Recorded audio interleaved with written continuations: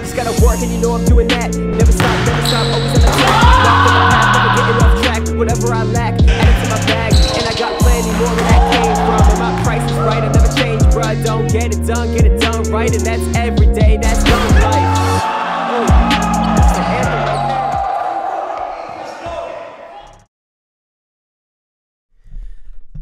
there. Oh, what's good?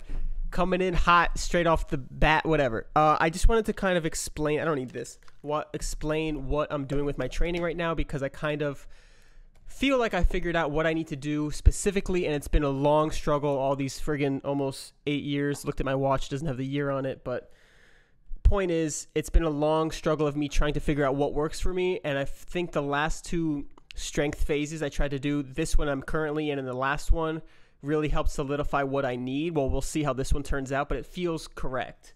So, and I'm just going to try to explain what I did. So the first strength phase, I tried the hex bar deadlift. I thought that was the key because I was doing like plyometrics with it, but I let my vert drop too much for me, because when I don't practice jumping, I lose my technique very fast. And I use like 3 terms for technique. Technique is one of them, athleticism, and elasticity. Those are all like the speed movements and explosive movements, and I lose those quickly, as you should when you're strength training, because you're not doing as explosive as movements. You're doing a little bit slow training, but I just lose my technique to jump very drastically. And so this strength phase, what I'm doing is jumping a little more and just making sure I'm focusing on that. So on days because in my last strength phase, what I would be doing is jumping, but kind of trying to conserve my energy for lifting, because I was really focusing on getting stronger. And I'm doing that this time too, but I'm focusing on getting stronger, but I'm making sure I have some max jumps and really hammering home my technique. And one big point of my technique is my drop step, meaning my just one step into my, just stepping into my penultimate and taking off, my standing vertical, and like my 2-step approach, meaning everything besides my full approach. And I think that was another big mistake I was making throughout my whole journey. I've never really practiced too much on drop step, and that's, I think, why my dribble dunks lack a lot, because I was so good at full approach, but my like 1-step, 2-step was just so bad that when I try to do dribble dunks, I was so used to the toss and the full approach that I didn't have any foundation for my dribble dunks. So that's why they're coming along a lot better now. Even on my bad days this past week, which I'll get into, I was able to dribble dunk consistent. And anyway, I also think that's partly because of me not being aware of like my height, because I feel like when you're a little taller, or you don't have to be taller, but it's just more innate when you're taller, that when you're warming up, you kind of do like 1-step jumps. And I would do that when I'm warming up, but I just wanted to dunk right away. So I would go like, after I'm warm, go immediately to full approach jumps using my full approach. So I'd kind of skip the practice stage of 1-step, 2-step jumping, which I think is really essential. And I only bring up the height thing because if you're taller, you kind of can do those. If you have a decent vertical, you can do 1-step, 2-step. For me, it was like I couldn't dunk even on my best 1-step, 2-step jumps. I'm just going to call them short approach from now on. So I wouldn't really do them because I wanted to dunk. I wanted to practice dunking. I would use them to like warm up and touch the rim, but like I really should have been like hammering them home and getting much better at them. So what happened was my short approach jumps had a big disparity from my full approach. That's why I was so good off the lob and so bad at like drop step attempts, or even just like anything that wasn't my full approach. So I'm fixing that now and it feels great. And also this strength phase, I'm also just jumping more, focused on maintaining my vert, and it's going well. Like and I'm just trying to build not pure strength, but legit strength, because before it was like I was just trying to raise numbers, but now I'm like I started from 185. I used to be able to squat like 315 at my max, but like I just went down to 185 to get full range of motion, really focus on mobility, because I think that was a huge part in my plateau as well, is that I have no mobility. I'm really bad with my hips and my hamstrings. So I want to go 185, gradually gradually introduce this strength phase, I guess, ease into the strength phase. So I started with 185. I have the whole thing mapped out. I'll probably post it on my blog and my Instagram. I have a blog, by the way, but it'll be on my Instagram too. I made a little calendar of when I started my strength phase it started in July. It's been about almost 2 months. June, July, August. Yeah, it's been about 2 months. And so I just wanted to kind of explain why I'm having this little deload / rest recovery week and my mindset behind it, because I think it's very helpful. And going forward, it'll be good to kind of document how this week goes as well. So in the beginning of my strength phase, I started with 185, like I said, focused on mobility. And every week, I knew I could do heavier than that, but I just started with that because I didn't want to shock my body and I wanted to do it like the right way. So 185 for like, I think 6 or 5 reps. And then I went up to 205 the next week, and then like 225 the next week, and then up to 245. And when I hit 245, it kind of felt like, I think I got it for 6 reps. That felt like I couldn't do more than 6 reps. It was like really tough. And like 6 was like kind of the key number I wanted to hit with like my max working set. So I felt like the weeks I did 185, 205, and 225 were kind of like just warming me up for the strength phase. And when I hit 245, that was kind of my first real strength day. So I did 245 I did 225 one week for like, I don't know exactly.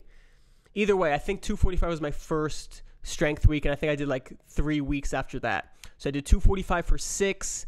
Then I think I went to DC, jumped a lot. And during these times, during those first couple weeks of easing into it, I was jumping great. I had that really great day where I had an East Bay first try on 910, and it was like one of my best days ever because I hit all these dunks, a lot of them first try, and a lot of these dunks all in one session, which I haven't hit. I hit a 360, a windmill, East Bay, and a 2-hand dribble dunk all in one session. And they were like, I was jumping really well, and I jumped like over 60 times, and that was during this phase. But the early phase, like I said, was kind of easing it into it. And I think that's when I've always jumped my best. But for me to get even higher, I think I need to get stronger. So like that's what happened in previous strength phases as well. Before the hex bar strength phase, which is the one that really hurt me. I think before that I was lifting and getting stronger, and that's why I was making progress. But then I just wanted to jump more, and I was worried about getting too strong. So now I feel like I have more factors to look at to make sure I'm not overdoing the strength training and I have a good balance. And that's really the toughest thing for me. So anyway, back to where I was, 245 times 6 after, and then I went to DC, dunked a lot, walked over a bunch of miles in one day, like over 10 miles. And then that was Sunday. I walked for that much. So I dunked Saturday, walked Sunday. Monday, I came back and just really wanted to get back to the gym. Hit 245 for 7, but it was really tough. And I kind of my workouts would kind of stop right there because I just wanted like one big max working set. And then I would drop to 135 super light and just hold it in a super low position for like 20 to 30 seconds. And the reason I did that was to really stretch out my hips, stretch out my hamstrings, and really try to get the squat position flexible. And the whole point of the strength is to get stronger, but really increase my mobility and flexibility. As I've learned from my other podcasts, one with Ben Patrick and Jump Science, that mobility, and Jacob Tucker actually, he was explaining how mobility is really huge in being able to increase your potential. So 245 for 6, DC, 245 for 7 on Monday. And every week, by the way, but the squats was like my main heavy lift. But then the second day of the week, which was like usually 2 or 3 days after, I would do like split squats and good mornings, which is just kind of like body maintenance, but also like to me, it seems like I'm strengthening little muscles. I'm getting more flexible with the seated squat, the seated good mornings with my lower back, getting that stronger and all these little muscles, which I really need, and hip flexibility. And split squats is like really good for like just body health, and also just like I need more flexibility in my hips. So that was like those 2 days of working I did every week. So this last week I did Monday, the 245 times 7. Sorry if I'm all over the place, but there will be a calendar explaining all these things. So if you're looking at that while I talk about this, it might help. And so I did 245 for 7 on Monday, and then I think I jumped on Thursday and Saturday. And Thursday, I jumped terrible, but I think I was still able to get like a 2-hand dribble dunk on 911, which starting this strength phase was really tough for me. It was like a huge goal for me. And that, I didn't really dunk it that clean, and I didn't really do the hang. I kind of hung with one hand. But then on Saturday, I had another poor jumping day, but I was just warming up, I believe, if I remember correctly. And I still got a 2-hand dribble dunk on 911. So both of those 2 days, I was jumping okay, especially off the short approach, but my full approach max jumps were pretty awful. Like I just couldn't even, it felt like I was fatigued, which makes sense because I jumped and walked a lot in DC, but I also am lifting heavier than I have. And then Sunday, I wanted to warm up with some 10-foot dunks, thinking that Saturday on 9/11 short session, I should be able to jump good. Sunday was terrible. It was 10 feet, but even though it was higher, it was really slippery. And like some LA Fitnesses, I know this sounds like a major excuse, but I've been to LA Fitnesses for so many years now, and sometimes, especially the new ones, when they redo the court, they like wax the floor, and it's not like, it doesn't just feel slippery, it feels like oily, and it's like impossible. I don't have the best shoes, but like At the 911 rim, I have no problems almost ever. And so this court, like, and the other court, whenever they have like that yellow background, those are like the new designs, I guess. It's like oily so many times. I don't think they know how to clean it correctly. And I'm not the only one. Whenever I feel it like that, I ask people who are at the gym and they say the same thing. And some people even know, like, there's some like oil leak or something. I don't know. It's weird. But so 10 feet was super slippery and terrible. I couldn't max jump for anything, like really bad. But I still got one dribble dunk, which is not bad. And it was a clean one. It wasn't like I pushed it through, and it was like off of like a slow full approach.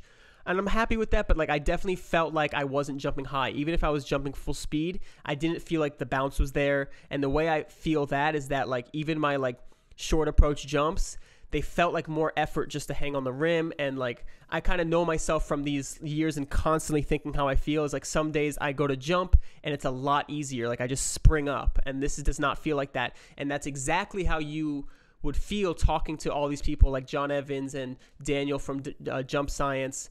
That's and from my own experience, whenever I start strength training, you feel that sluggishness. I call it sluggishness, and you just don't feel the explosiveness. And it makes sense because you're getting stronger and you're kind of training a little slow, and you have this like a little bit of fatigue in your athletic department of your body. And so that's how I was feeling. And then after that session, the same day, I just did squats. That was the main focus of that day. And I hit 245 times 8. So I added another rep on that 245. And then I added another working set of 245 times 3 and just did another set. So I did like I felt like a big increase in strength, which is what you want to look for. And you want to look for a big increase in strength and a little dip in your athleticism. And that's kind of how you know where you want to start recovering a little bit. And I kind of call this week a deload week, but what I'm going to be doing is just the same workout like squats, but probably super light, like maybe even just 135 and just do the motion and just explode up. But the point of this week is to really reduce my weights and really reduce the volume so my body can really recover from the past month or two of this intense training I did every single week. So I'm excited because I'm going to have some good jumping days, I believe, because I'm probably going to lift maybe tomorrow or Wednesday and lift lightly and then jump the next day and try to keep my sessions limited on how many jumps. I'm going to jump my max, but probably not jump 60 times, probably jump more like 15 to 20. And then I'll probably lift Wednesday, light, mobility. And I just stretched, by the way, today. Today's Monday. I just stretched, felt really good. I'm really working on my flexibility. I really want to see how, but I really want to get to a place where I'm really flexible because I definitely think that's holding me back. But I'm already making a little bit of progress. It's tough, though, but I like it. It's like another journey on top of all these journeys. And so lift Wednesday and mobility, light lift. Thursday jump, and then rest, and have a killer day Sunday. And that lines up perfectly with September 16th, which is the day I set out when I made this, and I'm holding up my little board of my goal of hitting a two-hand tomahawk on 10 feet off the dribble, right, left. So specific. But that was a huge goal for me, and when I made that goal, I was really into like manifesting it and really believing it and visualizing it. And I still am all about that. But the thing is, my training completely changed kind of after I made that goal. So when I made that goal, I was kind of just jumping a lot and making progress. But then I kind of learned how weak I was because I was like super weak in the full squat position and super immobile and how important that is. So I just learned so much that I really think I can I get it that day? If I'm jumping better than ever, I can get it that day, which could possibly be the case. But the point is, I'm not too focused on that goal because I'm really focused on the long term. So this week is recovery, probably have a really good jump day. And the reason I'm very optimistic about having a good jump day is because during this strength phase, I've had a lot of good days, and the only my jumping started to go a little bit down as my strength went a little bit up. So I didn't lose a lot of vert like I did the first strength phase and dig myself a really deep hole that I had to get out of. So looking forward to it a lot. Going to limit my jumps, limit my lifting, and recover this week and actually rest because I don't do that either. I never let myself rest extra because I always think if I can push more, I should. But it's just 1 week, and then I'm going to hit it back hard again. And then after this week, if I jump terrible, the worst case scenario, I jump terrible, I'll probably jump a little bit more next week as well. before I start lifting again, just so I can kind of actualize my new strength gains into athleticism. But I'm going to jump well. And then next week, I'm going to get back to lifting, probably go back to 245, maybe lift it to 255, and just keep increasing that strength little by little and keep getting as strong as I possibly can and maintaining my vert. And then the same cycle continues. Get stronger, keep my vert at a certain level, and then and as soon as my strength gets significantly higher, like I make a big jump, like for example, I'd probably hit 275, 285, maybe even hit 300, but that's for like multiple reps, like 4 to 6 reps. Like if I can get 275 for like 6 reps, or 285 for 6 reps, then I'll know that I got significantly stronger, and then I'll taper off again to let my use that strength for athleticism. And that's pretty much my story right now, and I think that clears it up. It felt like I got out the story correctly. I hope that helps. I really wanted to get that out because I felt like I really had a solid game plan. And I also want to shout out to Daniel Back for being really helpful with this, and everybody, and John Evans, who listened to me rant and helped me with my own personal goals and take a look at my training schedule and things like that. And they're really helpful. And it's great to have all these people that can get a consensus from and have all the different training methods, because people have different points of view, and it's very individualistic. So for me, I know I'm very immobile, and I really need to work on my hip flexibility and hamstrings. And also, when I strength train, my athleticism drops fast. So I really have to keep an eye on that, because some people can get super strong, barely train their jumping, but if they go to a court, they're jumping almost as like probably 90% of their max vertical, like even though they're super fatigued from lifting. But for me, if I don't do that, I blow up quick, I gain weight quick. I gained like almost 10 pounds just from lifting, and I did not eat anymore. I'm very strict on my diet, and I ate about the same exact foods.